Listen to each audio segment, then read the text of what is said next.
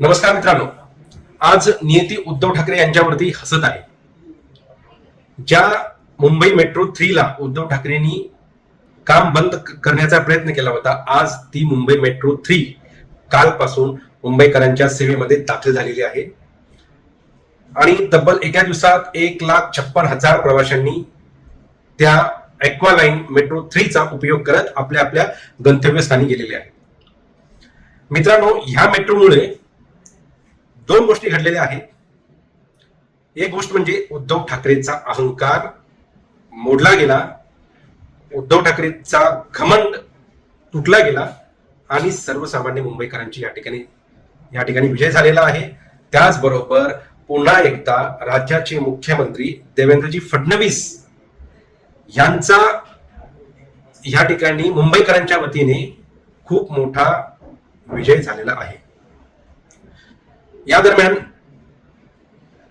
उद्धव ठाकरेंनी पर्यावरणाच्या नावाखाली मुंबई मेट्रो 3 चे काम बंद पाडण्याचा प्रयत्न केला.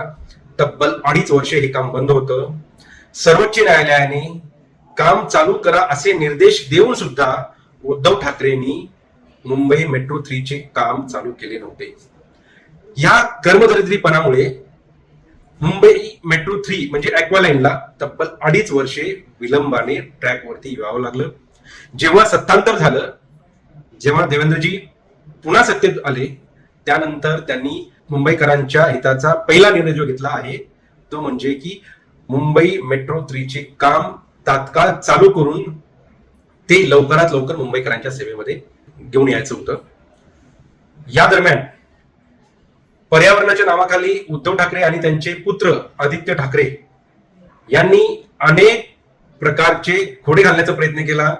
खोटे पर्यावरणवादी उभे केले आणि त्या पर्यावरणवाद्यांच्या आडून मुंबई मेट्रोचं ज्या ठिकाणी काम चालू होतं त्या ठिकाणी ते काम बंद पाडण्याचा तिथे जाऊन प्रयत्न केला. पण शेवटी नियतीला आणि मुंबईकरांना ते मान्य नव्हतं आणि नियतीने आज हिशोब चुकता केलाय.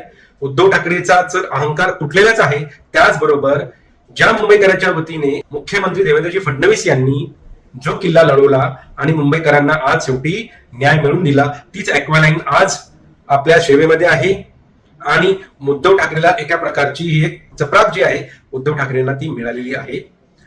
मित्रांनो, या ॲक्वालाईन 3 संदर्भातले उद्धव ठाकरेच्या अहंकाराची किंमत ही तब्बल 10,000 कोटी रुपये निघाली आणि 2.5 वर्षे काम बंद असल्यामुळं त्या प्रकल्पाची किंमत 10,000 कोटीने वाढली आणि ह्या उद्धव ठाकरेच्या अहंकाराच्या किमतीला मुंबईकर येणाऱ्या काळामध्ये चांगल्या पद्धतीने उत्तर देतील आणि उद्धव ठाकरेला जसं घरी बसायला आवडतं तसंच मुंबईकर उद्धव ठाकरेला येणाऱ्या काळामध्ये देखील घरीच बसण्यास भाग पाडतील.